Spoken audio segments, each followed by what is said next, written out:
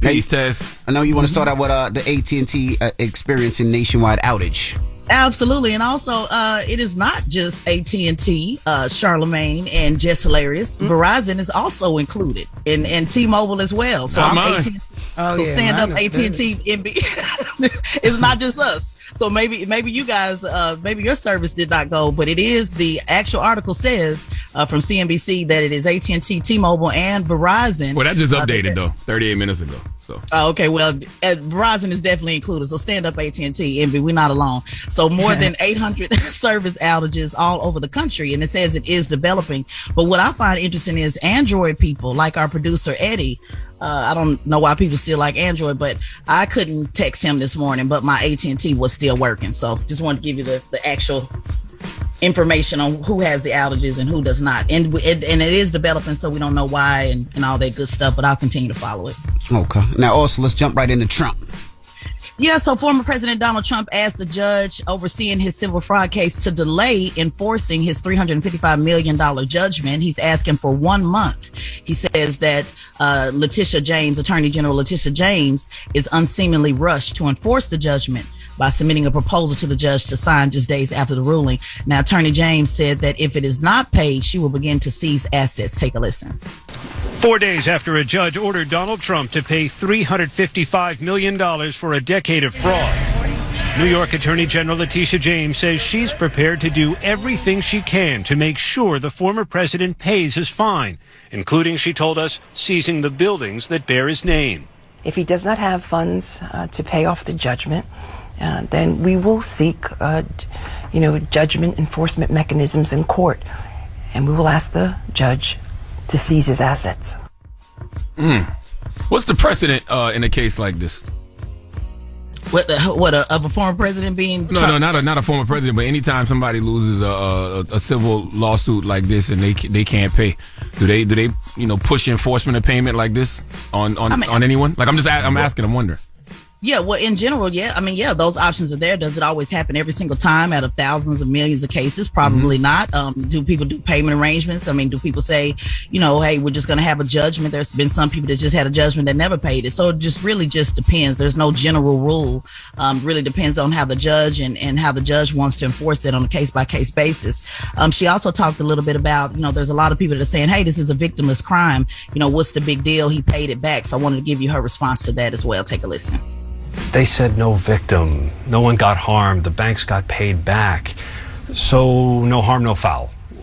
Why is that not the case in your view? So financial frauds are not victimless crimes. He engaged in this massive amount of fraud, and it wasn't just a simple mistake, a slight oversight. The variations were wildly exaggerated, and the extent of the fraud was staggering. Trump said the penalty against him would drive other businesses out of New York. We'll appeal, we'll be successful, I think, because frankly, if we're not successful, New York State is gone. But the state's attorney general told us she's not worried. And last I checked, tourism is up and Wall Street is doing just fine.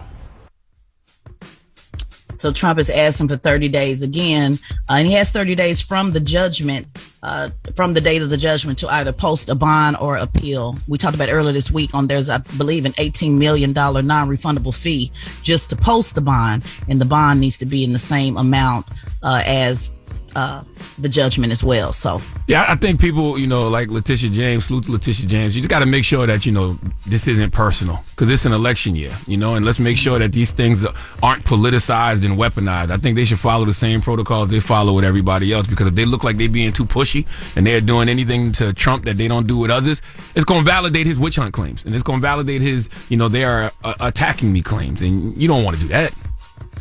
I don't think they're concerned about that. Do you? Well, that's not good politics then. If that's what they're doing, because all they're going to do is really energize his people to show up and support him. That's exactly what they're doing. I know. So they should be concerned about that. Yeah, absolutely.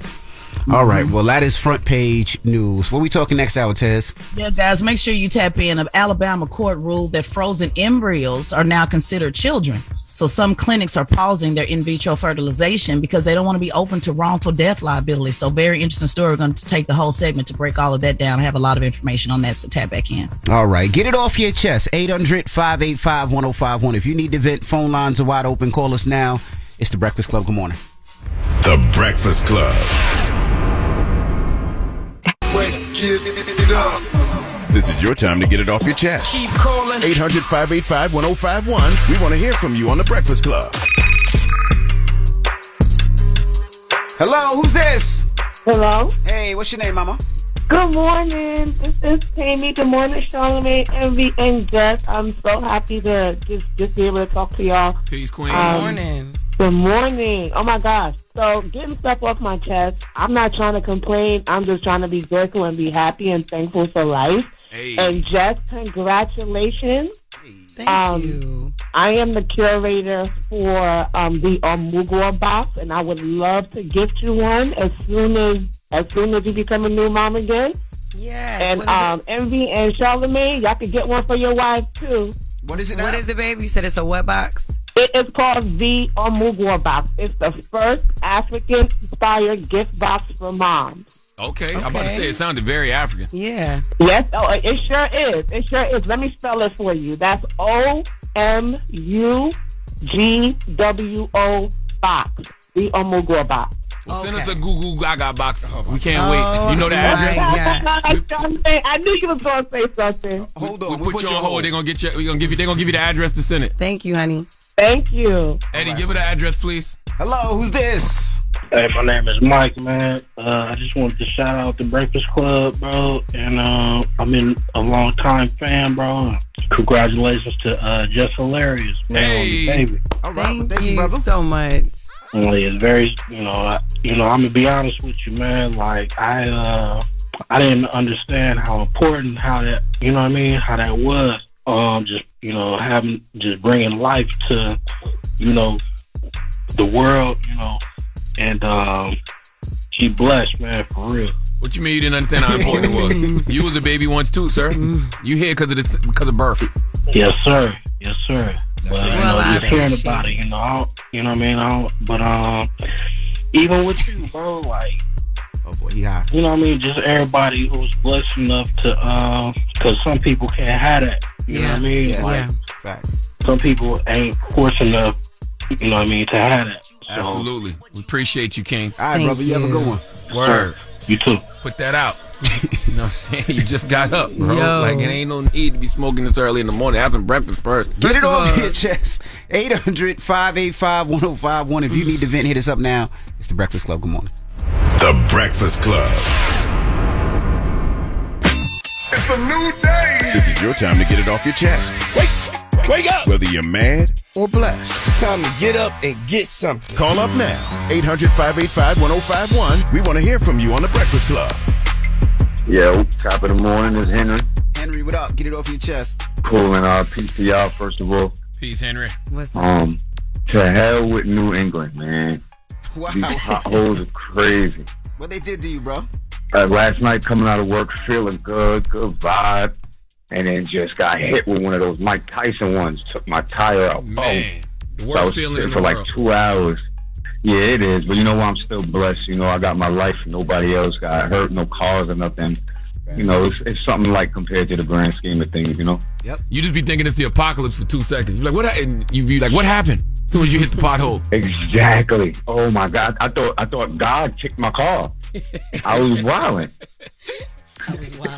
But not for real, yo. I appreciate y'all, and I call regularly. This is Pencil Man. You know what I'm saying?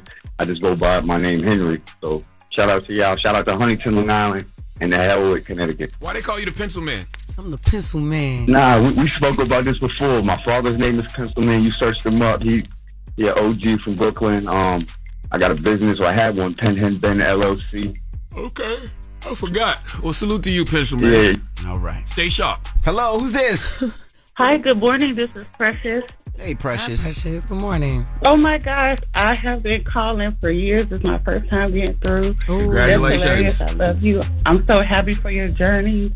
Finally, somebody can take over having the annual baby showers for DJ Envy. Yeah, I'm retired. DJ, I love you though. Thank you. Charlamagne, I am a cancer just like you, and I'm also a 2-time cancer survivor. Hey. Nice. I got all your books in my Amazon cart, and I got it on my wish list for everybody to clear those out. So I just want to tell y'all, I love y'all.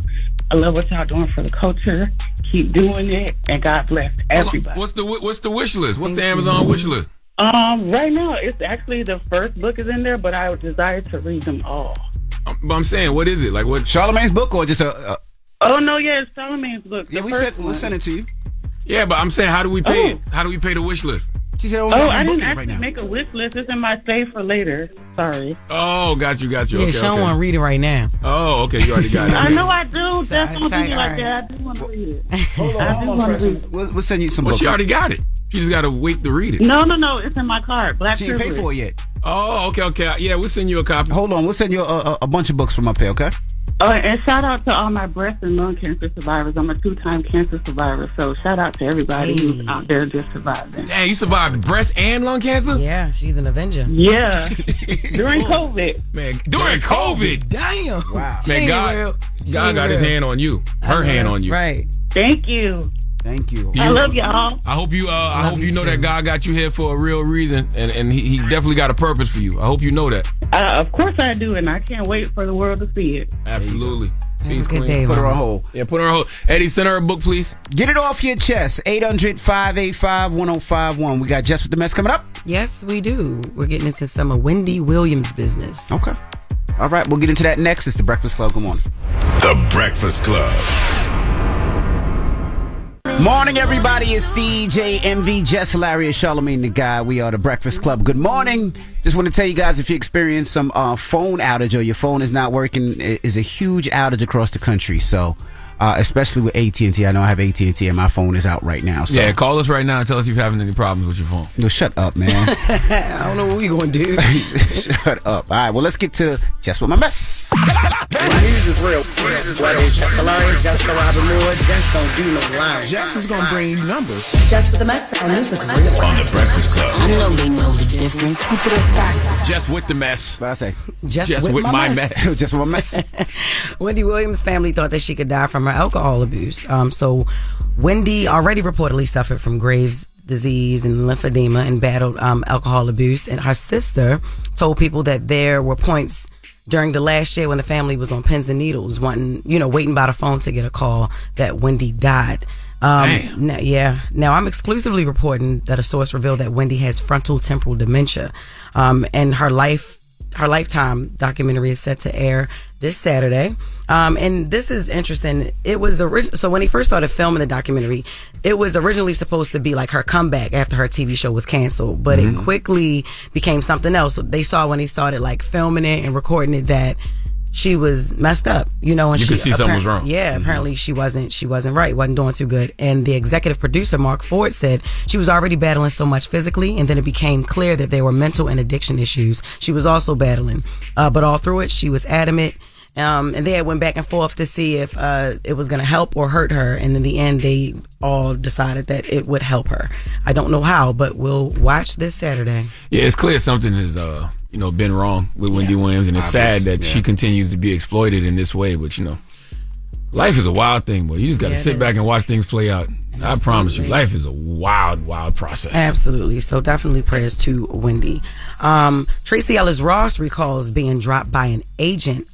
She went on Conan O'Brien's podcast, and he was asking her. I mean, he basically has said he was under the impression that she went from girlfriends straight to Blackish, and she had let him know, like, nah, it was like a minute in time, like between that, where she was actually trying to find work.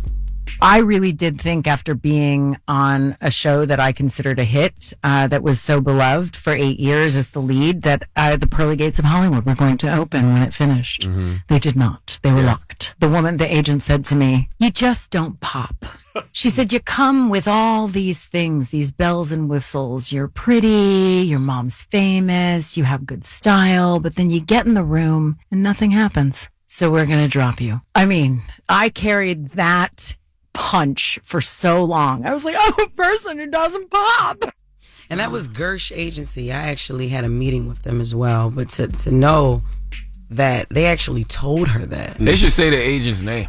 Yeah, say the actual agency. Yeah, the agency is called Gersh Agency. But yeah, that's crazy to have sat there. And that was 6 years. That was a 6-year gap between Girlfriends and Blackish. And I actually had went through, some of the comments. I do that when I'm looking up these stories. And it was repeatedly said that people thought that she was not black enough for her black audience, and she's not white enough for her white audience, so she's like kind of stuck in the middle.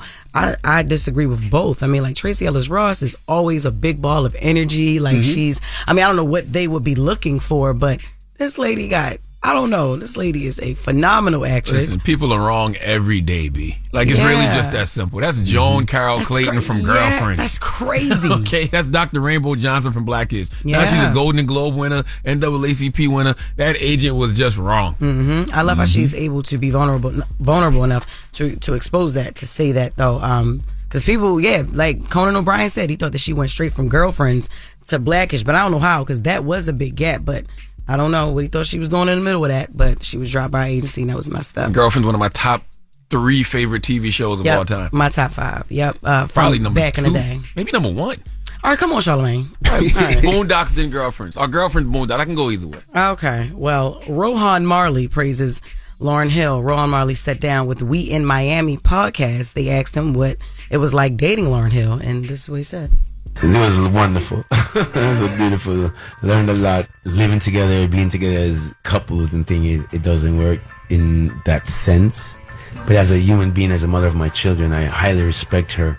And now you have 5 children with Lauryn Hill. Yeah, they're all beautiful. They do wonderful things. They're all creative. I like her ideology as a person. During the album of Miseducation, I was always in the studio and there and present. Whatever resources I have, whether it's my father's studio in Jamaica.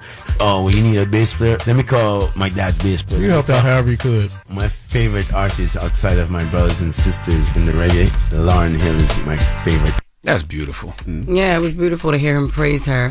Where's AI when you need it, though?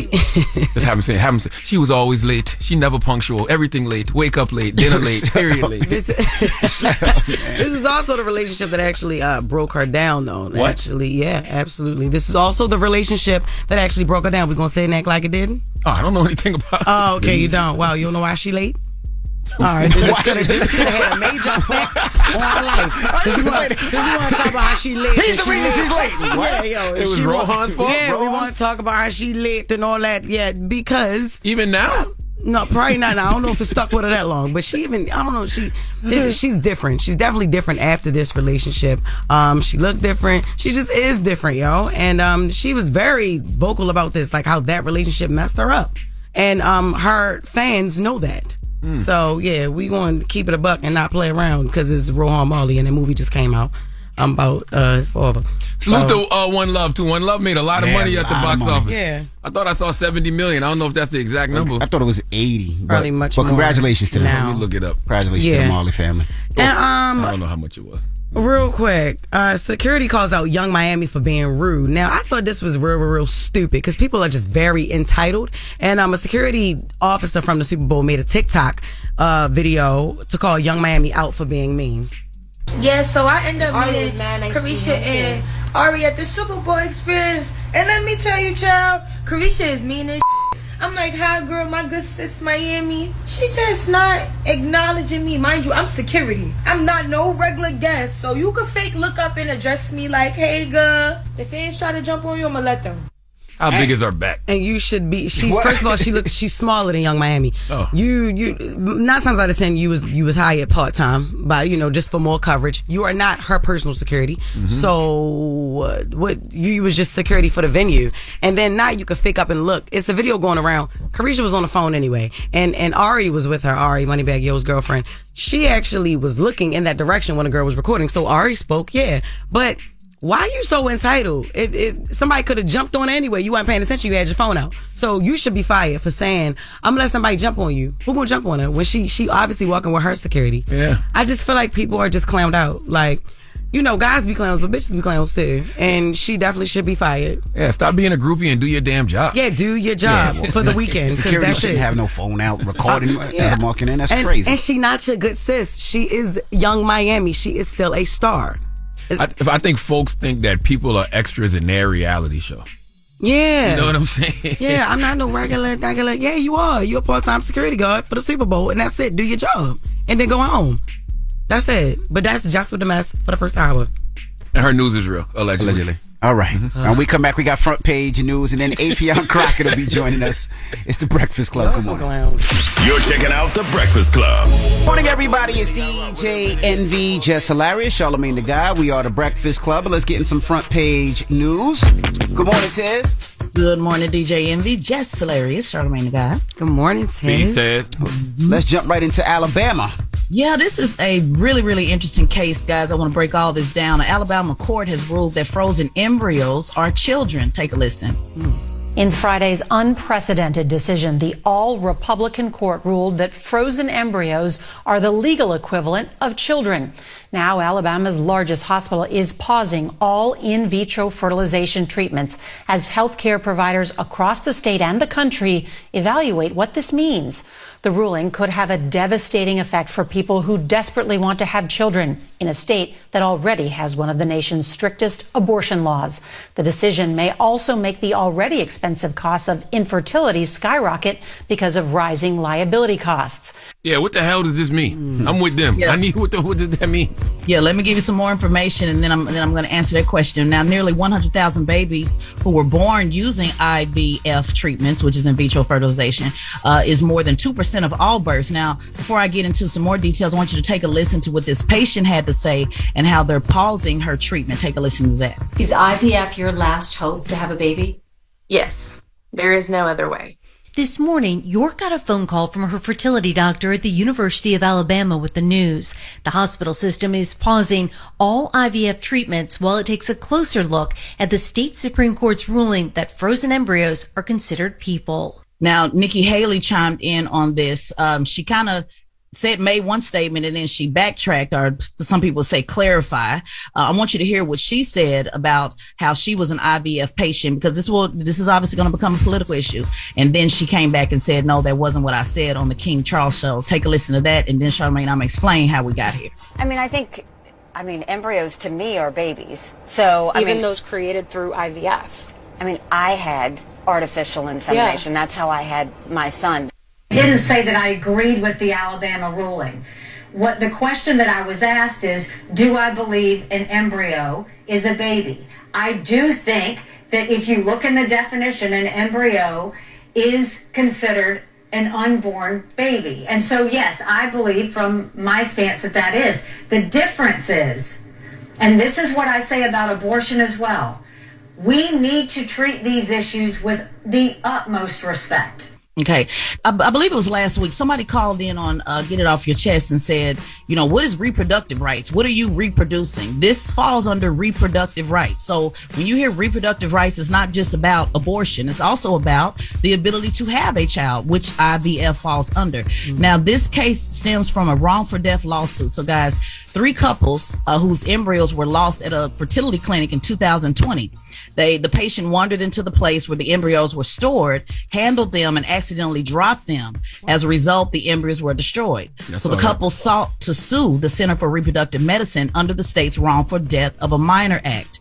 Now, that law at that time only covered a fetus. It did not recover embryos. So the lower court ruled that embryos did not qualify as a person or a child, and that the wrongful death lawsuit could not move forward. But then the Alabama Supreme Court came in, sided with the couples, and ruled that the frozen embryos were considered children. So now that ruling said that the wrongful death can apply to all unborn children, regardless of their location.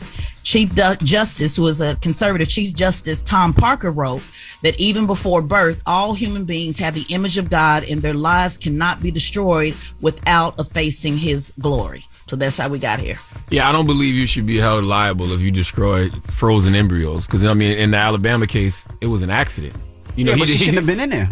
Ooh, there was no accident. That lady, she said she shouldn't have been in there. It still was an accident. Like, she didn't intentionally destroy the embryo. I think she said she burnt her hand or something. Or something happened and she ended up dropping them. Yeah, but she shouldn't have even been in that room with the embryos. I don't know if she should have been in there or not. I just know you shouldn't be held liable if you accidentally destroy frozen embryos. If you're not supposed to be there and you're not a healthcare worker to be, I guess, moving the embryos around, and you just what are you doing in that room anyway? I have no idea. But the larger question is, guys, do we want to consider embryos as children? No. Why not? If you can grow into a fetus, if this is what I need to even have a baby, yeah, I mean, if they have to be artificially inseminated, because that's what IVF is, correct?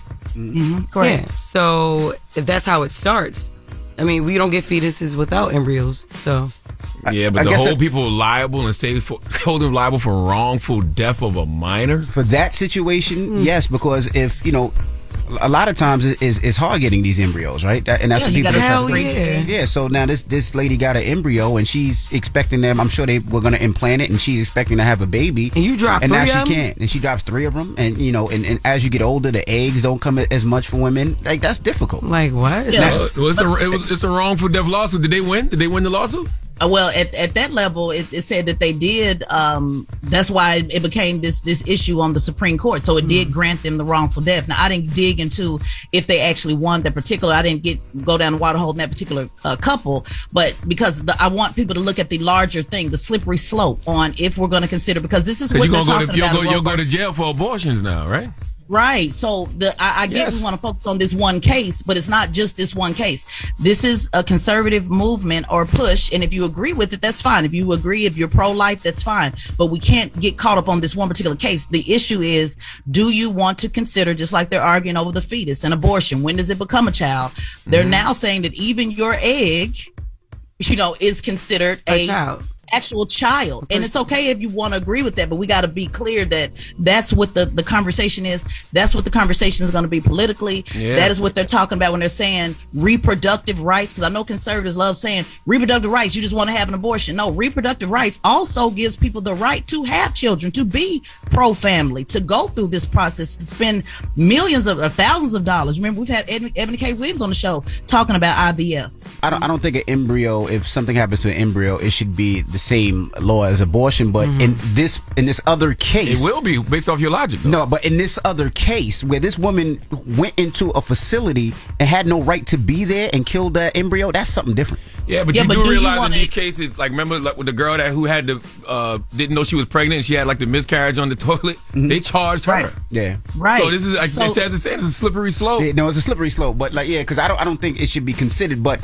in that case where somebody has paid the money and went through the right process, and like Tess said, this lady wasn't supposed to be in this room and was in this room and dropped it and destroyed it. But it was hers. Should it be a child though? Was it That's hers? what I believe so. Should it? But I want to ask you, Envy. As a father, do you think it should be considered a child? No, because we can't just do case by case. But you kind of got it, because in this case it's totally different. Because on a bunch because it's but I know it's different. Like robbery. But you know what I mean? Yeah. Right, but I know it's different. But the court is going to have to establish whether it's a child or not. So I know this particular case, but the issue is it a child? I would say no. I would take in that case out. I would say no. We got to take the case out of it and just decide, are we going to consider this a child or not? Just like with abortion. No. Is it a fetus is a child, or is it a fetus?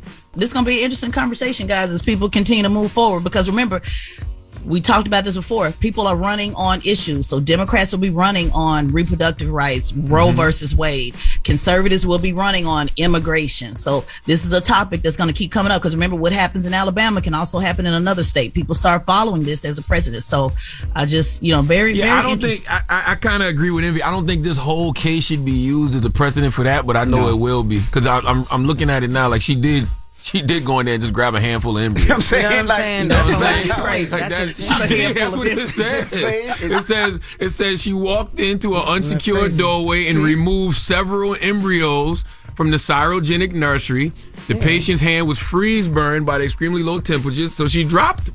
Yes, right. But the Chief Justice, I know y'all want to keep talking about the case, but the Chief Justice, in his opinion, said before all birth, all human beings have the image of God. Now, in their lives. A crime was committed. I don't know if it was a wrongful death, right? But a crime was committed, right? Absolutely. So maybe not wrongful death, maybe just a crime for going in and grabbing a handful. Yeah. I don't know about no wrongful death, charging them for the wrongful death of a minor, but a crime was committed. But think about it. We both have friends that women who frozen their eggs, and they get to an age where they don't have as many eggs anymore. So imagine that's their last eggs, and the lady just dropped their last eggs and embryos. A crime was committed. I just don't know if it's a wrongful death. But it could have been wrongful death of a child. See, that's what we got to be clear about. They're literally considering a child. I'm with you. That's So that's the. Like I said, maybe a crime, but maybe not that. Yeah, not wrongful death of a child. A crime was committed for sure. A crime was committed. Yeah. Well, that is front page news. Thank you, Tess. All right. Absolutely. Oh, make sure you follow at Tesla Figaro on all social media platforms and subscribe to the Straight Shot No Chaser podcast on the Black Effect iHeartRadio podcast network. All right, Affion Crockett will be joining us. He has a new flick, a hip-hop story that comes out February 23rd. We're going to talk to comedian Affion Crockett next. It's The Breakfast Club. Good morning. The Breakfast Club. Good morning, everybody. It's DJ MV, Jess Hilarious, Charlamagne the Guy. We are The Breakfast Club. We got a special guest in the building. Yes, indeed. Affion Crockett. Welcome back, brother. I'm back. How's it going? It's been a long time, too. Not that long, you know what I mean? But long enough. Yeah. You here for a good reason, though, a hip-hop story. Come on, brother. Comes out this Friday. Independent, you know what I'm saying? Independently, a hip-hop story. And I wanted to really emphasize, because people are like, when they see a movie, right, they always assume, why ain't it playing near me? How come it ain't at the theater right by my house? Well, because there's no big studio behind it. This is, you know what I mean? This is me and my boy Domain. We just put this thing out, but it just happens to look great, and it has a great message, and it's for the culture, by the culture. It's amazing that Domain looks so tall in person, as opposed to how he looks in the film. In the movie, right? Because he plays the Freeway. Freeway but he's gonna have Freeway in the smoke movie. for you, Domain. I hope Charlie Mack done put in the call to let him know it's all fun and games. Now, we spoke to him on live the other day. Freeway's our brother, man. He loves the energy around it, and he's a main character. See it? It's easy to love the energy around it before you but see he's it. seen us do the impersonations before, man. So it's all love, man. It's all love, Charlamagne. You trying to start? I'm not. I was just like, damn. Why Freeway getting all these shots? What did Freeway do? Because he saves the day. He's the hero. What are you talking about? He got to go through a few trials and tribulations and jokes. It's a comedy. We gotta make fun of people. We all get some strays. Yeah. And when you said this is independent, it's completely independent. Shout out to you for writing and producing it too. Like, yes, ma'am. That's amazing. I love saying that because I love seeing us do things like that. You know what I mean? I like that. I want just to piggyback what you said off of like how he trying to start stuff with the impersonations and getting people to play them. Has anybody ever like been offended by you like doing impersonations or just? Nah, I'm friends with all of these people first of all, and then I'm the hip hop Weird Al, where I've become the guy that they know I'm showing love to them, and it's like I'm giving them flowers. You know what I'm saying? It's almost like a badge of honor. Like Nas asked me, man, why you ain't never did an impression of me? So when I hear a God MC asking me to do an impression, that means I mean something to the culture. So this is a love letter to everybody in the culture. Yeah. You know what I'm saying? When I was watching the movie, the thing I kept thinking about was this is the only vehicle Affion could showcase all of these skill sets in one place. Because you've been doing all these characters forever. For years. But it's like I don't know if Hollywood would ever understand exactly what it is you do. Like you would have to do this on your own. Well, it's funny you picked up on that because that's why I originally wrote it. I wrote this back in 2008. So when I did it, that was at the time when me and Domain was doing all of the YouTube parodies. And every time I go somewhere, yo, do Jay-Z, do this, do that. And I was like,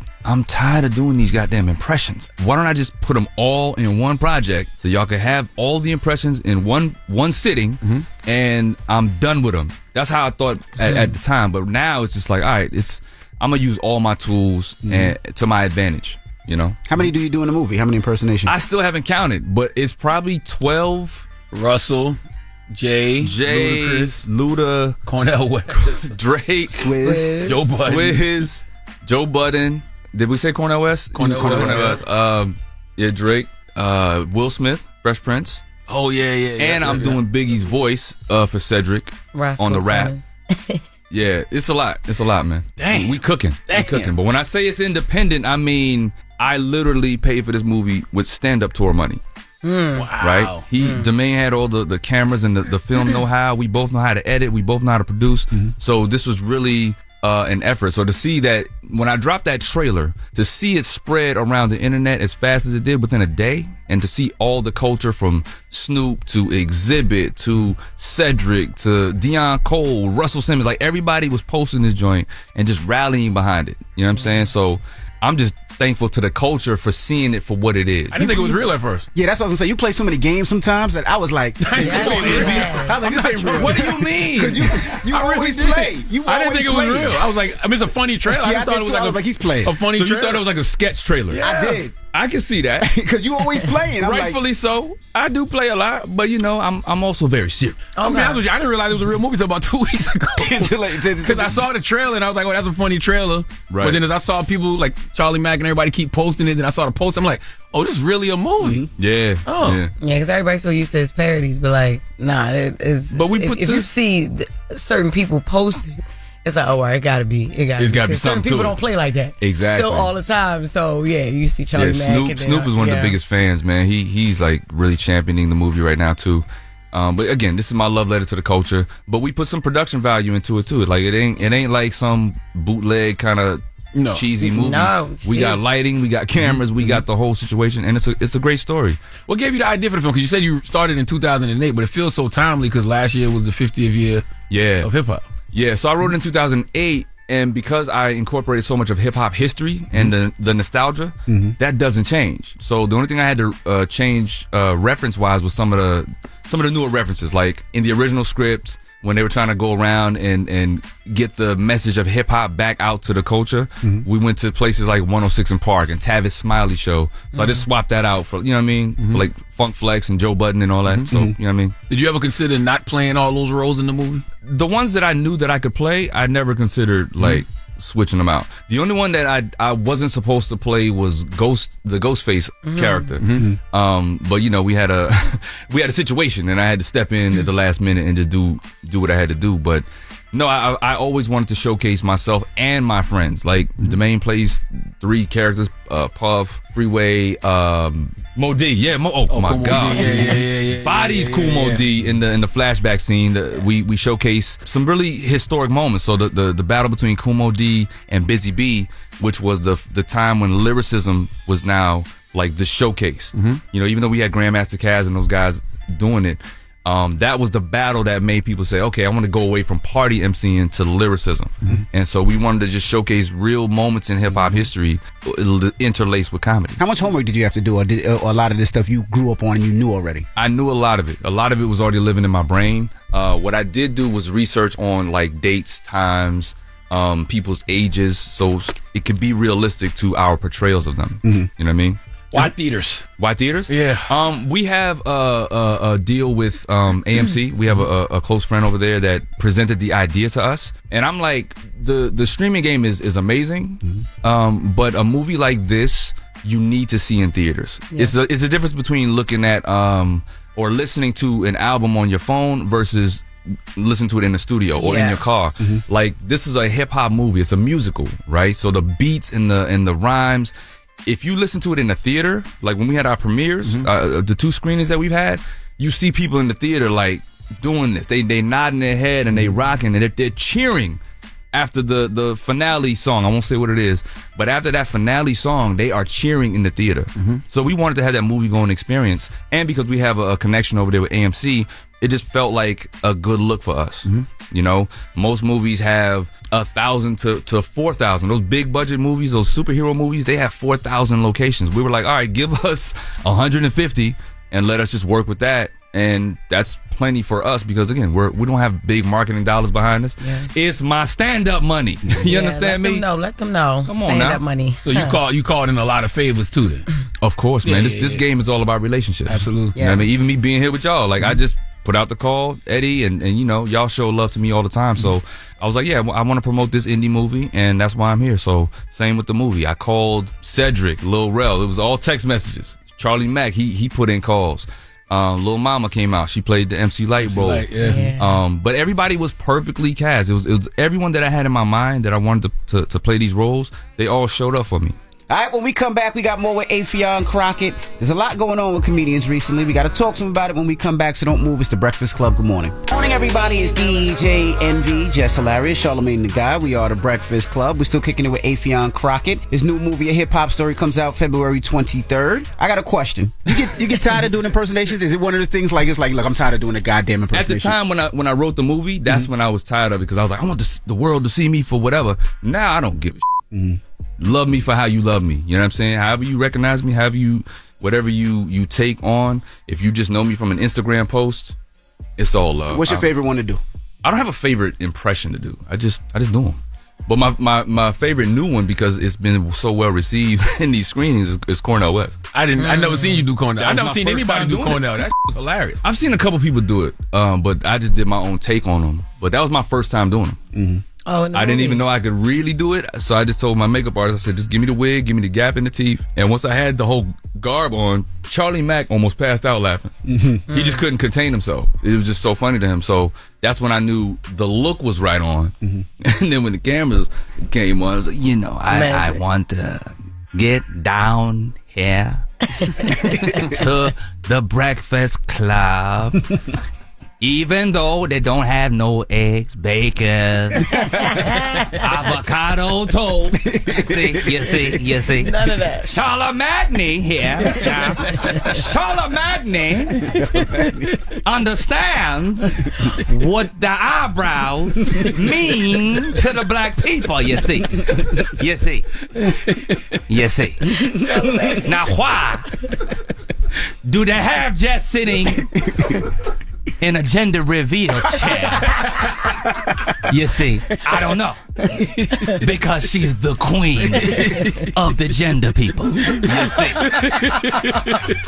You see. You better tell him. Does this immortalize those characters forever? Like, do you even do? Of course. Do you do Jay-Z anymore? Do you do Russell anymore after He this? better. Yeah. Okay. Yes. Yeah, you have to. I mean, the two that you just named, Jay and Russell, they're fans of my impression of them. Yeah, Russell love it. And this movie is one of those movies that's going to live on forever. Even though we set out to do it with our hopes and, let's see what it does. Let's see if we can make a movie. Now that we have it done and you can see it, it's going to live on forever. What is hip-hop culture to you, Affion? Because I always thought about this, because even back in the day when y'all used to do the sketches, you and Nick, it always kind of felt like y'all was making fun of down south music. Nah. What we make fun of is lazy music. Okay. Because that's the distinction in the movie. The barbershop scene shows you that this conversation between old heads and young heads and old music versus young, it's always been a conversation. That barbershop scene was about blues versus soul. So that's me pointing out saying, look, as old heads, we got to stop saying that the young generation is trash or that we just don't understand them. We're older. We're not supposed to understand them, but some of them are great. The same way there's some garbage old. Everybody in the 90s was not fire. Right. You know what I mean? So we can't sit back and be like, yo, hip hop always been fire. There was some garbage in the 80s and the 90s, right? So there's some lazy young rappers, and then we got Simba and we got La Russell. We got some dope guys out here. Uzi Vert is a b-boy. You know what I mean? He chooses to do songs like I Just Wanna Rock, and that's him having fun. He has the creative artistic freedom to do that. But that dude's really a b-boy. He will windmill on your ass. He will do some flares. He will top rock on you. So you can't say he's not of the culture. So it's just to point out to say, look, we got to stop bickering. We use the young people as a device to get the backpack character, J Bum, to have something to be like, yo, man, hip hop is f***ed up. But as we start going down the journey, black culture starts to be put on the spotlight. And the elites of the black culture start to be, so we all are responsible for where we are as a culture. Because it wasn't about, just hip hop being bad. It was what the negative impact it's having on people. More so about that. Yeah, more so about, the deaths and the drug overdoses. There's been a lot more of that in the last 15 years than we've ever seen in hip hop. Chris Rock, that's another character you played. Oh, Craig Rock. Let's talk about that with the crime acronym. And he did the whole I love hip hop, but I hate rap. Okay. Yeah, do a whole I wanted to do a whole stand-up special in the movie of Chris Rock just talking about hip hop in the brilliant way that he breaks down everything. Right. You know what I'm saying? I see you comedians are crazier than these rappers right now. Oh my God. Yeah, I used to always say this in interviews. I was like, man, comedians, we're not rappers, man. Let's not beef with each other and do all that. But it's really there now. It's getting worse. Yeah. Why though? I don't know. I have nothing to do with it. I've never been the guy that brings his personal beefs into the public. If I say anything about somebody, it's gonna be positive. I have positive things to say about all these guys, but that's not a popular message. So I just stay out of it. It has nothing to do with me. I don't ever get involved in that kind of stuff. If I got a problem with you, me and you could talk about it. It's as simple as that. Like, why am I on a microphone talking about anybody? I'm gonna just call you, and if we could work it out, we can work it out. If not, I just don't mess with you. Do you feel like it hurts or helps comedy? I think it divides the audience. Definitely. It makes the audience have to choose, and we're in a riding society. So people want to choose, they want to rally behind whoever they think is whatever. And so, yeah, it definitely can divide the audience. And I think we're just more of a beautiful, creative people that it's not me. We don't it's have just not me. I agree. It's a riding society, and the best changes from moment to moment. Pause. Oh, what? What are you talking about? Wait, kid. Run that back. Wow. But over there. Keep it over there. Right. That's a new movie. What I'm trying to say is whoever people think is Why that do you even person. try to say that? Yeah. Why are you trying to explain? Whoever people think is hot, they hop based on the moment. Whoa. Look, when Like I it was said Cat in January, then it was Monique. You know what I'm saying? So it's like when I said it's a riding society, we could have left the analogy That's it. at We that. got it. We understood. We understood it. God damn it, Oh Charlamagne. my God. Yo. It's just kind of weird. how involved was Charlie Mack in the making of this? You gonna go from that to now, Charlie Mack? Nah, don't You couldn't even have like a side. Charlie ain't gonna follow them. Charlie ain't gonna follow them. How dare you? No, Charlie's big bro. He's hip hop. He's the connector. There's not a call that he will not make. You know what I'm saying? The first person that saw this movie in full was Will Smith because of Charlie Mack. Me and Charlie went to Will's theater and screened it for him. Will gave me 45 minutes of filmmaking gems after that, just wisdom, and he loved the movie. And we saw him at the 50th celebration of hip hop, where the first time he performed again. And he was telling people backstage, yo, Affion has this movie. hey, he plays like 40 people, right? Great, but yeah, that's what Charlie Mack. Did you ever think about having the real characters in? Because there's a moment where Fredro's in there. We wanted to have a mix of that just to make it grounded, to make it feel valid, to make it really feel like they were sitting next to a Russell. And then when you see Jay, you really want to feel like it's Jay. So yeah, we did purposely sprinkle in some real OGs, just to give it that real hip hop grounded feeling. All right, we got more with Affion Crockett when we come back, so don't move. It's The Breakfast Club. Good morning. That's right, we're still kicking it with Affion Crockett. We are The Breakfast Club. DJ Envy, Jess Hilarious, Charlamagne the God. His new movie, A Hip Hop Story, comes out February 23rd. Charlamagne. Were you concerned about portraying Russell because of like the controversy surrounding him? I wrote it in 2008, so Gotcha. You know what I mean. Before all of that stuff happened, I made the movie about the culture. You know what I mean. It wasn't a thing to emphasize anybody's cases. I'm not in that world, so I don't know. So I just made it funny enough and universal enough to where it's about the culture, and we're just telling a story about hip hop. If you tell a story about hip hop, you can't tell it without talking about Russell Simmons. I mean, you can't tell it without talking about Diddy. You have to. He contributed. And then we also wanted to do characters that we could convincingly portray. You know what I'm saying? And he's somebody that I've been doing impressions of for so long. And then the whole yoga thing, like me and my tighty whities, I just thought it was a funny device to use. And then to have a narration of him with a lisp the whole movie, why not? Hilarious. A Morgan Freeman moment. You think you're going to offend the lisp community? You mean like yourself? Yes. Were you offended? Sharp? Were you offended watching the movie? No. Don't be trying to call out no other listeners like no listeners. Nah, don't trying to start me, Shannon Sharp. No, don't do that. The lispers. The lispers. Yeah, they get mad. They be spitting all over the place. Don't be doing all that. Outside protesting and spitting. Yes. He go to the club. He be like, "Am I on the list?" So where can we find this movie on Friday? AMC. It's all limited, AMCs. not Ooh, all. okay. No, it's very limited. It's only 159. Okay. 159. Go to amctheaters.com, search A Hip Hop Story, and just see where it pops up in your area. It's 159 locations. And the people will determine how successful this movie is in theaters, and then we'll figure out the streaming deal or the streaming platform that we want to go to after that. But right now, if you want to enjoy the movie, you'll see it this weekend. What's considered a success? Like, what would you need to like make your money back and some profit? This He a bird. He like a bird. 80 million. 80 to 100 million. That'd be fantastic. That would be great. Period. That'd be amazing. That'd be First great. Big. 80 million, Charlamagne. Bob Marley just did 70. We love that. Yeah, worldwide. Yeah, salute to the Marley film, man, for sure. I'm about to ask Sue, with you doing sketches so early, did you get your necessary, I should say, profit or check from YouTube? Because you were doing it before it was cool. Oh my God, I wasn't. They didn't even have the partner program when I was doing it.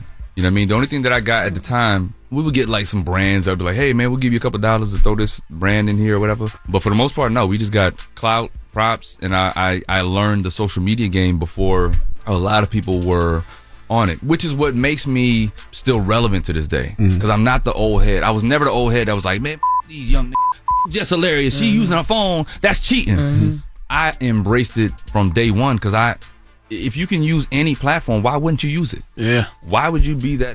Yeah. I always say like that's as dumb as when they put power windows in cars. You the old man, I need to roll that down. I don't want to push no buttons. I need to roll down. It made me more comfortable with how I feel about things. You not a real. You not rolling it down. Right. You ain't real. Right. What? Use every platform and just adjust to the times.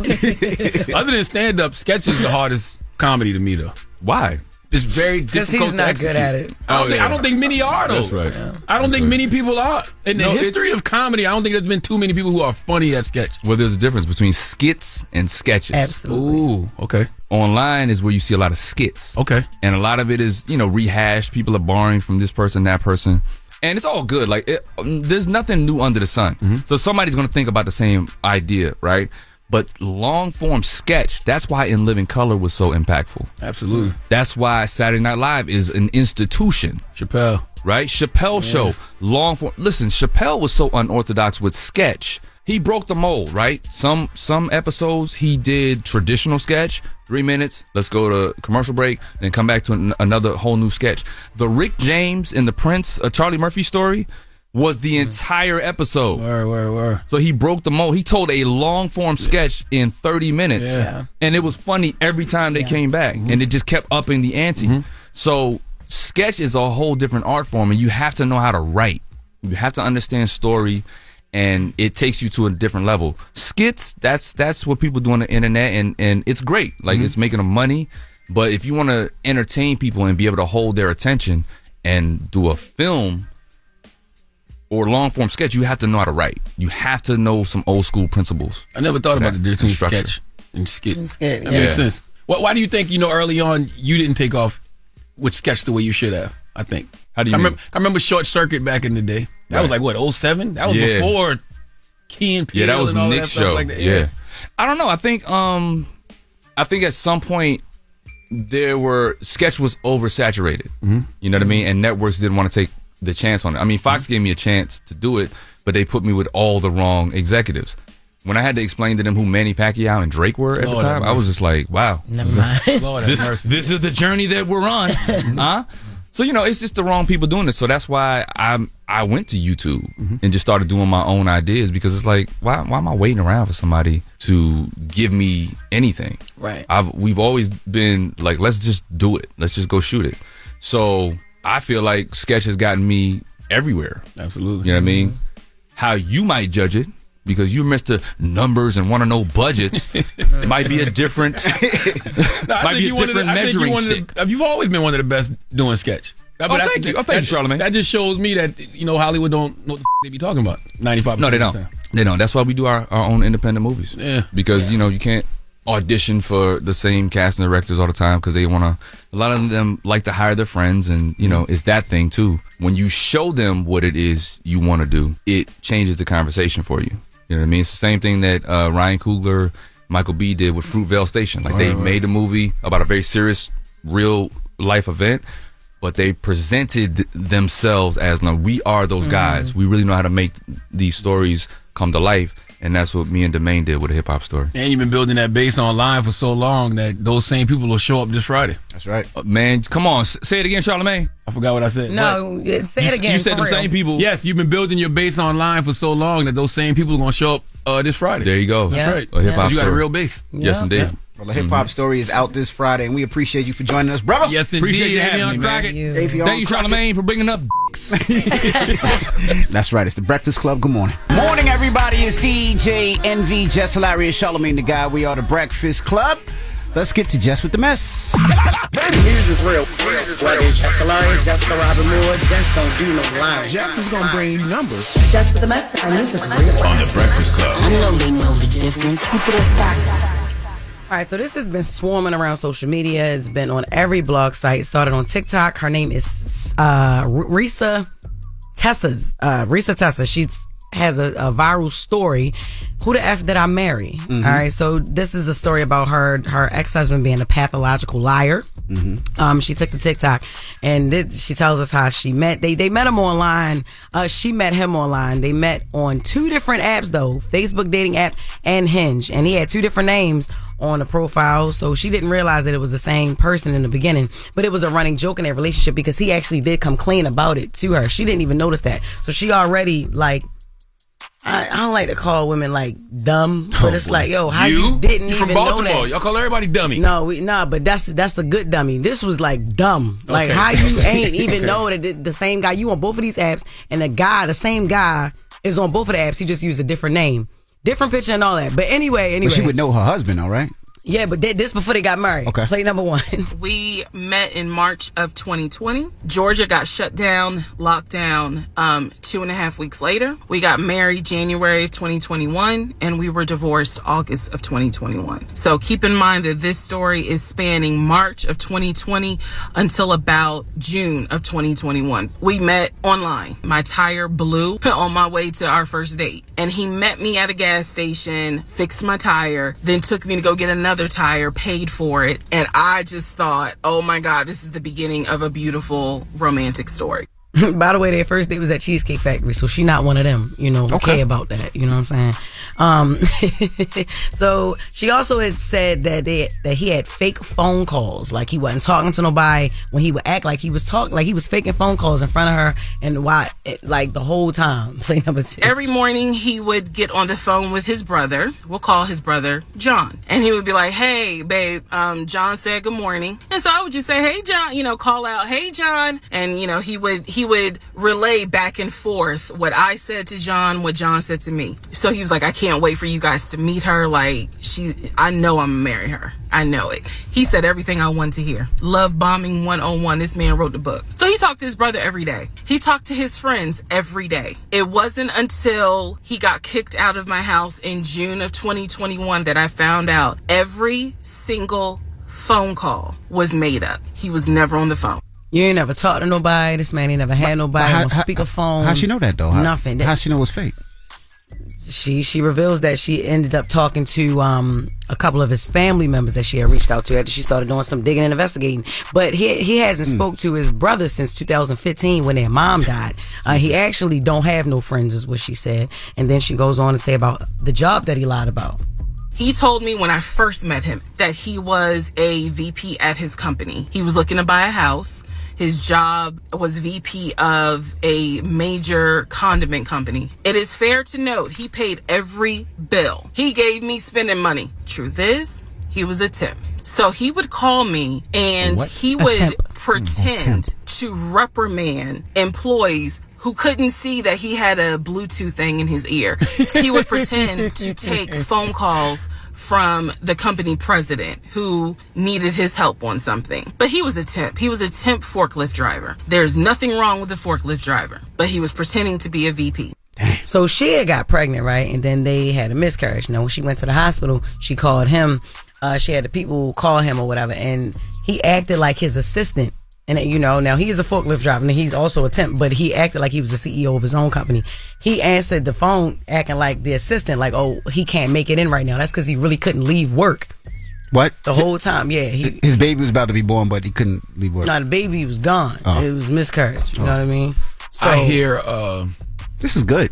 Yeah. Is this the story? No, it's more. Yeah, it's more. So just wait. All right. So social media users, they found the ex-husband and they revealed his identity, and he shared his own video and he addressed the story being told. Play number 4. I'm going to address the rumor, Reesa, Teesa, ex-wife, who straight lying to y'all. It's sad because it's completely false. More to the point, I haven't decided who I'm going to talk to exactly or go on whose page or whatever. But I'm going to go ahead and let y'all know that she lied about everything. Follow her, don't follow her. That's up to you. All that stuff she said, it's complete lies. What is going on here? Yo, he said they went to marriage counseling and it didn't work and we broke up. He said he left her and he said Stop lying to these people before I tell them the real reason. You cheated. I caught you in the house with Bradley. Who's Bradley? Yeah, I don't know, yo. I don't know, but that's this is the Trapped story. in the Closet 2024. Yeah, I'm gonna be honest with you, man. I hear a lot of big back behavior. Does she have a big back? She do give Sheila that was driving up the mountain. Okay. Yeah, she Sheila did. was beautiful though. Yeah, no. You talked about the big back, Yeah, not the big back. face. Yeah, you're right, She's cool. What's your thing with big backs? No, I'm just saying because in a situation like this, some of you big backs, y'all got to stop being so thirsty for a man. There's a man out there for you. Okay, this woman believed all of this because she wanted to believe all of this. Big back belief isn't like everybody else's belief. Okay, she said it herself. He said everything I wanted to hear. Yeah. She wanted to believe whatever was She coming out of wanted his to mouth believe that. because she wanted a man so bad. And then I seen him, and he actually looked like her. But what's interesting What, he is had a big back too? No. I couldn't see his back. Okay. We only saw hers because she was sitting in the car for the whole time she was talking. Okay. Sun up to sundown. It's a 52-part series on TikTok. That is 52 parts? 52. TikTok got Yup. parts? I don't know. We seen Shalon Jackson, Monique's son. He did 20 of them. So she did 52. Okay, maybe I don't believe this story then. His Maybe it's a ex-wife, script. no, that's crazy because his ex-wife came out. He was married before, ex-wife, and said the same thing happened to her. Yup, so he just... That's what he does. And he from Philly, yo. Really? Yeah, they met in Georgia, but he from Philly. Where's she from? I don't know. She just be in the car. I don't know where she just from, be in but the car. I don't know yet. How big is she? Because you said the tire blew Oh, up. boy. You know how Sheila was. Oh, boy. Yeah. Yeah, she. You know, she don't fit in the frame. Like you can see, like she got right. the. It don't matter how big her back is. No, it don't. It does because this is big back behavior. She was They thought be she was in thirsty for love. men, and this is also a good Tubi movie. Yeah, Somebody get these 52 parts. She's a pretty girl.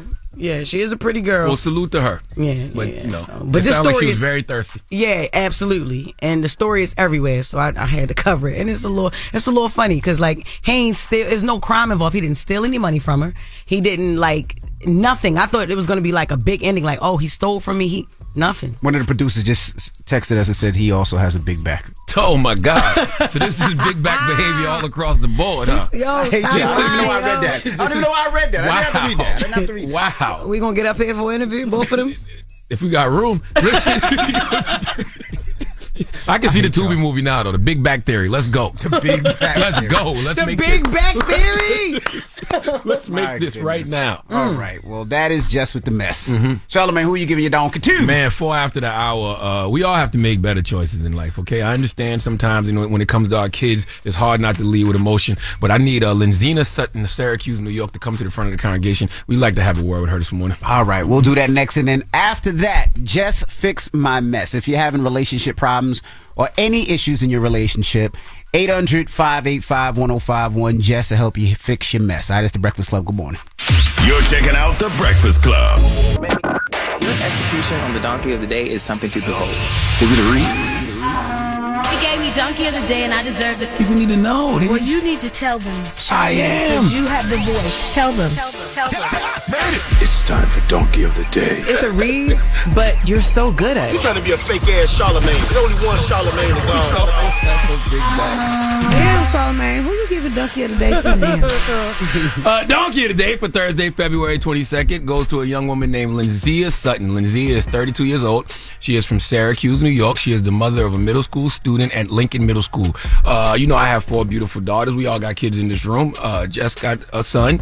Envy got 13? 6. Yes, and I totally understand the protective parental nature that a parent possesses, okay? None of us ever want to be in a situation where we feel like our child has been violated or bullied, hurt in any way, because it's virtually impossible to not react with emotion when it comes to your kids, okay? Logic, strategy, all that goes out the window when it comes to our babies, but it can't.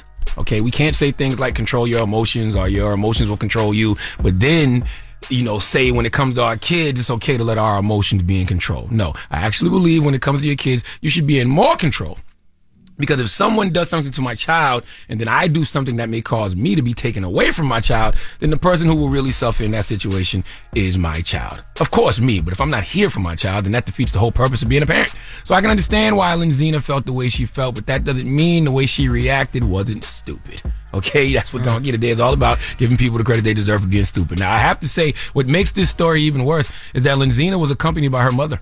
Okay, the child's grandmother. And what had happened was, according to the mother and grandmother, their baby was a victim of repeated bullying. Okay, the grandmother said she's been slapped, she's been kicked, they've broken her glasses 3 times, they've broken cell phones twice, and all they got from the school is, well, what was she doing? They made her out to be the problem, according to the grandma. So now apparently the daughter and her teacher got into it because the teacher disciplined her for allegedly lying about her whereabouts during the school day. The daughter apparently told the teacher, my mom will handle this. The teacher must, no, mama don't play no games. Okay, Lenzina must have a reputation in Syracuse because the teacher is described as a fearful staffer who filed an official complaint with the school, and rightfully so, because Lenzina and her mom came to the school and they wasn't playing. Okay, they tried to make their way past security. Grandma couldn't get in. But Lenzina's only 4'10". Okay? This is true. She's only 4'10". She put her hoodie on and she blended in with the students. She got in. And this is what happened. Let's go to ABC 6 for the report, please. The suspect apparently used her hood to hide and was short enough to blend in with the students during the morning rush. She was then able to get through school security without even being noticed, at least at first. Investigators say she intentionally came to Lincoln Middle School last Friday looking for her daughter's teacher because of what had happened between that student and the teacher the day before. The teacher apparently writing her up for being missing from class. The 31-year-old mother is now accused of repeatedly punching the teacher in the face, breaking her nose and nasal passage bones. These are injuries that you don't often see in boxing matches, so they're quite serious. Damn, mama got hands. Wow. That was ABC 9 for the news report, by the way. Lenzina was highly upset about what was happening to her daughter at school, and she took it all out on this one teacher. Okay, it's that simple. She didn't like her daughter being bullied. She didn't like whatever her daughter came home and told her about the teacher, and she damn sure didn't like the school not doing anything about her repeated complaints. So she decided that she wanted to become Gervonta Tank Davis for the day and make this teacher a personal punching bag. Now she's charged with burglary and assault. What the hell did she steal? Okay, I know she stole off on the teacher, but does that count as a burglary? No. Now, Grandma said she feels bad for the teacher. Can we hear what Grandma had to say? Grandma spoke. The first words Roxanne Tompkins spoke to us today were, I'm sorry the teacher got hurt. That was never supposed to be that way. And I apologize for, and I hope she recovers. And there's always a better way to handle stuff. And we were going to talk at the school to have a conversation. Sutton's mother says the anger Sutton felt stemmed from bullying that her daughter was facing in school and that it had gone unresolved. Grandma, you got to tell your daughter that. Okay, if you did tell your daughter that, she didn't listen and she went rogue. Now, I have another scenario, and that scenario is the kids who were bullying her daughter was some of the kids who saw Mama beat down the teacher. They say 25 kids saw Mama beat down the teacher. Mama had to make an example out of the teacher in front of the students to let them know, stop playing before I do this to someone you love. Okay, Lenzina couldn't put hands on the kids. She was smart enough to know that, but she had to make an example out of an adult. See, I, Leonard McKelvey, as a parent, I threaten to beat daddies up. Okay, that's my thing, all right? Praise God, none of my kids have gone through any bullying, but you don't just, go to the school when the child is being bullied. No. You got to go to the source.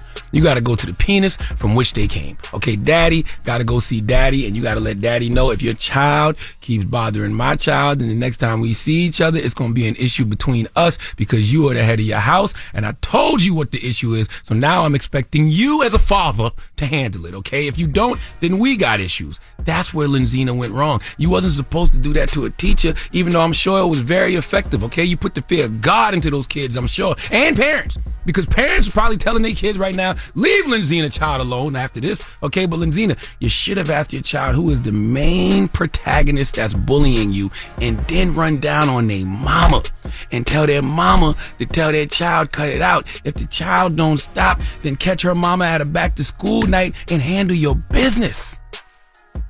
I don't know why I said any of that just now. What I really wanted to say was people, don't let your emotions distract you from doing what needs to be done. Control your emotions or your emotions will control you. There was a better way to handle this situation, and Lenzina's way was not the way. Please give Lenzina Sutton the biggest hee-haw. I do respect Lenzina, though. Because if you really got an issue with a person, swing on them. I'm tired of y'all just being mad for the sake of being mad, getting on social media, ranting, sending out your little tweets and all that. You got a real issue. Put your hoodie on and thug it on out. Go swing on him. You just said you'll beat a man's penis. I ain't say that. Yes, you did. That's not what I said. You gotta go strictly to the penis that they came from and beat it. That's what you said. That's you what I go heard. to the source, which is the penis. The source. And I you beat go it. to the penis from which they came. I'm using that as a. So why couldn't you just say go to your father or your mother? You go just to gotta be the man. Yo. You said I go to the source. Radio and it's wordplay. Okay. You're gay. Like, what are you talking about? They're a little gay. Everybody's a little gay. All right. Crazy. Y'all want everything to be gay. That's what you said. That is crazy. I go to the sauce, which is the penis. And I didn't say the beat it. sauce. I said the sauce. Okay. That is crazy. That is nothing crazy. about beating it either. Lizzie. But if you got to do that, because you can't lose. You can't lose when you run down on somebody over your kids. So you might run down on this person and they might get the best of you, and you might have to go to the penis. I mean, she's short enough to actually be That's what eye I'm to eye saying. with somebody. Do what you got to do. Don't get beat up in front of your kid. Do what you got to do. Yeah. Do what you got to do. I feel you. All right. Well, that sounds like a young grandma, too. It sounds like a very young grandma. Yeah. Well, no, you tripping. She don't sound like she young. Yeah, she's 32. I give her about 52. That's young. That's a young grandma. She's been through some things. 52, 55. 52, 55. That's a young grandma. That's a young grandma. Yeah. All right. Maybe, you know what, to be honest with you, I don't know how old my grandma was when I was a baby. I got to do the math. I never thought about it. I don't know either. Yeah, I never thought about it. It was older. I bet you when if we do the math on our grandmas, I bet you our grandmas was like 50-something. Nah, my grandma was old. She was like 70. But because she was, so say if she did hit one of the kids, like, or beat up the kids that bullied her child. Because of her size, though. No. She's 32. She 4'10". It don't matter. She's 32. Dang. She's going to prison. All right. Well, thank you for that donkey today. When we come back, Jess Fix My Mess. 800-585-1051. If you're having relationship problems or issues, you can call Jess right now. It's The Breakfast Club. Good morning. The Breakfast Club. X about me. Relationship problems? X about me. You need to beat your coworker's ass. X about me. Your coworker need to beat your ass? Call it up. It's Dr. Jess, and I'm here to fix your mess. Fix your mess. It's getting very much messy. Let me fix it. Morning, everybody. It's DJ NV, Jess Hilarious, Charlamagne the Guy. We are The Breakfast Club. It's time for Jess Fix My Mess. We have Jasmine on the line. Jasmine, good morning. Good morning, honey. Good morning. How are y'all? Good. What's your question? So I've just gotten out of a 10-year relationship, and I met this guy like 2 months after my breakup from my 10-year relationship. He's a good guy, he does a lot for me, but he's starting to call my children his children, like take care of them like his girls, even after 2 months. I'm not physically attracted to him, but he does a lot for me. So I just want to know, how do I break it down to him that, I just want to be friends, because he's talking about marriage and we've only known each other for like 2 months. So you like the fact that he does everything for you like a husband, but you don't like the fact that he's trying to, you don't like the other things about it. So you like, you like certain things. Oh, okay. So yeah, because I just got out of a 10-year relationship, so I'm not really looking to be in another relationship after that did, but I don't want to hurt his feelings. Did you tell him that though? Yeah, and he agreed to it. We don't have to rush and stuff like that. He says things like that, but he's still into I want you to be my wife. I want to be in a relationship and things like that. But I'm not. That's not what I'm looking for. Okay, but you brought him around your children, right? Well, he actually drives for my dad. So when he comes to pick up my dad, I live next door to my dad. He sees my kids outside playing. So, he just interacts with them whenever he sees them. Okay. So, yeah, I mean, it's not really about hurting his feelings at this point, because you seem very strongly about your decision. If you were upfront with him, because a lot of us women, and I'm going to say myself as well, a lot of us tend to... we lie, just to protect somebody's feelings, and we do not keep it as 100 as we know we should. You know what I mean? And then the guy be all in love or whatever, and then we will stay in the situation as long as we're benefiting from some part of it. And it seems like that's what you're doing. Yeah, I think you should definitely sit down and talk to him. It's not really about hurting his feelings. You can tell him that. You can start off like that. I don't want to hurt your feelings. I really don't want to hurt your feelings, but... Remember, I told you at the beginning, I'm just getting out of something very serious, and I just wanted to date. Dating is not really being a committed relationship. I'm having fun, but I just don't want to get too serious right now and then, regret it later because I'm actually not fully healed from my previous relationship. Tell him that. Right. Okay. Thank you so much. Yes, girl, when they call me back next Thursday. Thank you. No problem. Good luck, all right? Thank you. All right. She lying. Jess Fix My Mess. 800-585-1051. If you need relationship advice or anything like that, call her now. It's The Breakfast Club. Good morning. Tell made it. It's the real deal. Help me. Help me. Oh my God. I'm all up in your mess. I'ma fix it. Fix it. Fix my mess. Fix it. Fix it. Just gonna fix your mess because my advice is real. Morning, everybody. It's DJ NV, Jess Hilarious, Charlamagne the Guy. We are The Breakfast Club. It's time for Jess Fix My Mess. We got Jessica on the line. Jessica, good morning.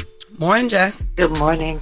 What's your question for Jess? Okay, so here's the situation. So I have a situationship that told me before she came here to visit me in the U.S. that she wanted to keep it platonic and stay friends because she wanted to overcomplicate things when it was time for her to leave and with my kids and everything like that. Well, now she's here with us and it hasn't been platonic. Obviously. At all. And she's here for the next week also. So we still got a whole nother week from today. She what? Next week? Say it again, boo. She's here for the next week. Is she there right now? Because you was whispering. No, I'm not whispering. It's just how. Yeah, she's there, but she's downstairs. Okay. But anyway, okay. She expresses that when she does leave next week, she wants it to go back to being platonic and us travel together. How's that gonna work? What? She want to go back to y'all being friends and y'all just travel together? Yeah. Okay, so she has somebody else in that other country. What other country might that be? London. Yeah, she got somebody over there, mate. I'm telling you, she does, because she's in love. She came over here. She fell in love with you. She wanted to have a platonic relationship. She moved in with you, is what you're saying? Why? For her time? No. She lives there. Mm-hmm. We've been talking forever. Like, we're on the phone for 9 hours at a time. It's like crazy. But right before she came, I figured she was just like panicking or something. So when she said it right before she came. Well, how do you feel? I love her. You love her. You fell in love with her. But you already knew from the jump. I fell in love with her before I was ever physical with her. Oh. Like, this has been an emotional thing for a year. Yeah. So that's hard. And I don't know, man. I think she playing games, to be honest with you. Because does she know how you feel about her? Yeah.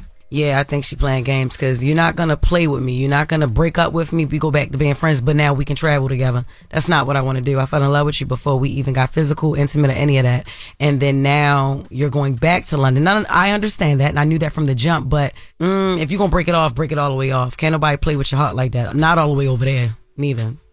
What are you considering? What you want to do? See, that's the thing. We talked about either her moving here or us moving there. It's more of an inconvenience for you, right? Because you have kids. That's why she was going to come here. But she was trying. So there, her money that she makes is like 80-something thousand a year. Here, her money would be like $990,000 a year. But she can't find a job equivalent because they're only offering her 50 to 60 for what she does. She's an engineer. Ooh.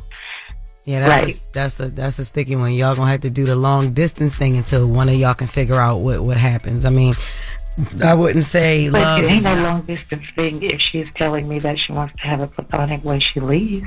Well, then there you go. You gotta leave her, and you can't allow her to play games with you, and don't get flued out being dumb neither. Like, no, like you have to stick to your guns because you're in love with this girl, this woman. 100%. Yeah. I mean, I was married for 17 years and stayed single for 6, and then it's been her for the past year. Yeah, nah, don't play yourself. You know what I mean? She about to seduce you, Jess. Why you so whispering? Don't play yourself because she whispering.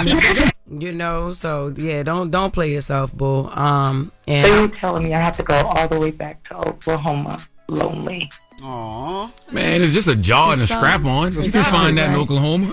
No, this is not foremost. That is not what that is. That is not what it is. Oh gosh, no, but that's not what you have to do. You can actually put yourself first. That if you look at it more like that, that's putting yourself first. Because trust me, this is a sign. Platonic, please. Not after I'm in love with you. We done. I'm sorry.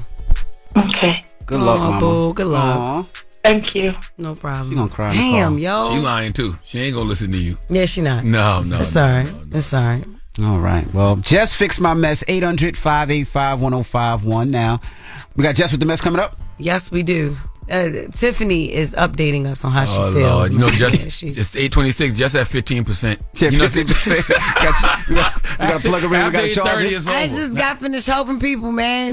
We got to charge her up? Yeah, but Tiffany, we got to we got to update y'all on what she's saying. All right, we'll get to it next. It's The Breakfast Club. Good morning.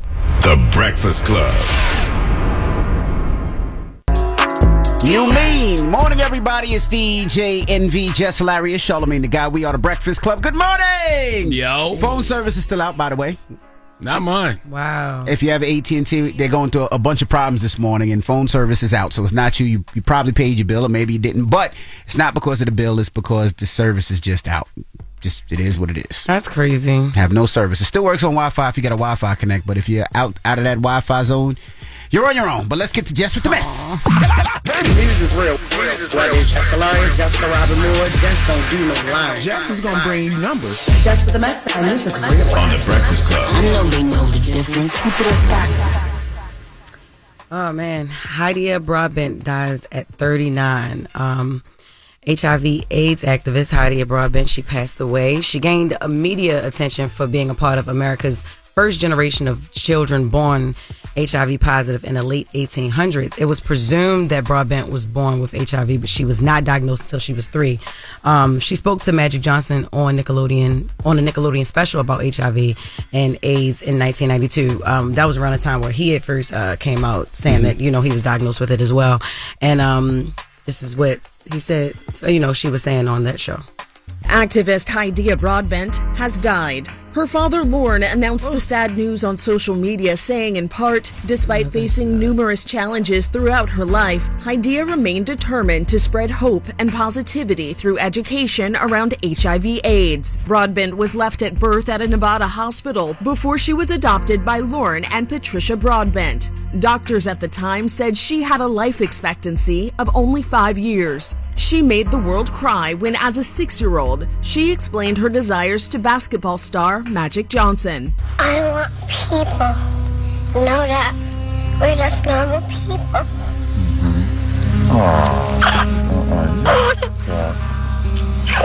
You don't have to cry. Haddiia Broadbent was 39 years old. Yo. Rest in peace to Haddiia Broadbent. Absolutely. Definitely sending her family healing energy. So I didn't know that she was adopted. The fact that they had only given her a 5-year lifetime expectancy and she lived to be 39. Well, that was back in the day before there was really any Like treatment or medicine or medicine anything like and that. stuff like that. Did she pass from the complications of HIV and AIDS, or was it something else? Because there's with so much treatment now, people are saying, people living into their 80s, 90s, and Yeah, that was actually made unclear as of right now. Her father is the one. Lauren Broadbent is actually who announced it early on Facebook yesterday. He didn't specify her cause of death, but she was also on Oprah when she was 11. And she was so cute. She had her little nose ring, and that's the video that's been going viral and everything like that. So yeah, just I don't even want to play the audio. It's just so sad. It's like I don't even want to play it, but yeah, prayers up to her family, and God rest her soul. Tiffany Haddish gets emotional when responding to backlash for her Israel trip. Tiffany spoke to TMZ to respond to the backlash she received for her trip to Israel, and she had doubled down on the fact that she was there to do her own research about what's going on. I'm a firm believer of go see with your own eyes before you pass judgment. Go there cautiously, be cautious, but go see for yourself. I care about both sides. I care about humanity, human beings. I'm here all by myself, just like I was saying in 2018 when they was asking me about Monique and her husband, and I said I don't do my business the way she does business because I don't have a husband. I don't have what she has, right? I'm all alone. That's what I'm trying to tell you guys. Like, I'm doing this all by myself.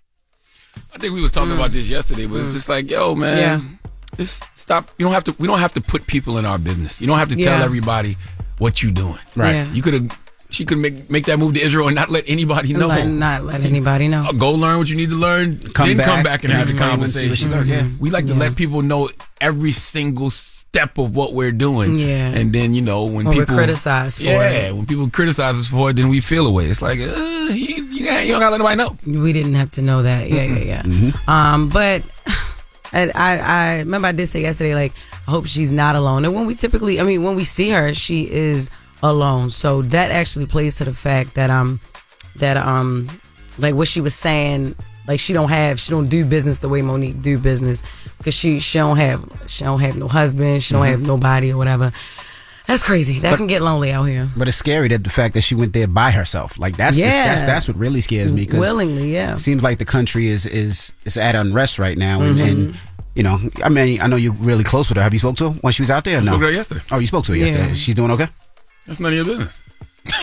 You such a clown. You a clown. I didn't say what she was doing. But I didn't say what she she gonna say she ain't got let nobody know. I just said, is she okay? I just answered told the y'all phone, you though. gotta let everybody know every step of your thing. Like, what is it? Is she Right. She fine. But she called you and She didn't call me. I didn't say that. Oh, okay. You call her like a clown. No, I ain't call her. Okay. Like, why you over there? Oh, okay. Why you over there? A clown like I'm gonna say, why you gotta let us know? Like, That is something I would do though. Why you over there? Why you? What you doing? Why you post that? Why